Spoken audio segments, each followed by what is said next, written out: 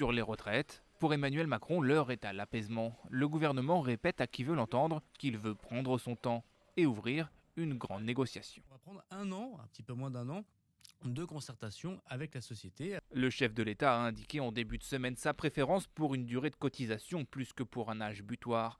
Il cherche ainsi le soutien de la CFDT, premier syndicat de France pour cette réforme cruciale du quinquennat. Le plan du gouvernement doit se faire en 2 temps.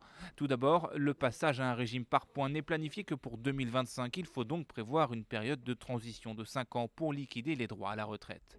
Pour autant, pas question d'accélérer pour l'instant la réforme Touraine qui prévoit de passer à 43 années de cotisation en 2035. Or, les retraites ont besoin d'argent, 10 milliards d'euros d'ici 2022. En 2025, on doit démarrer avec un système qui soit équilibré. On ne va pas Donc, il démarrer y aura des avec mesures. 5, 10 Donc, ou 15 il y milliards aura des d'euros de mesures déficit. pour l'équilibre. Ce serait irresponsable. En ce qui concerne le projet de loi en lui-même, plusieurs options sont sur la table, comme des droits reposant uniquement sur l'acquisition de points ou mixant points et durée de cotisation. Des dispositifs pour les carrières longues seront également envisagés. Le gouvernement prévoit aussi d'organiser une concertation citoyenne pour recueillir l'avis des Français sur les pistes avancées. Le but, déminer au maximum le terrain. Les syndicats, eux, ont promis d'être vigilants. Des manifestations sont déjà prévues en septembre.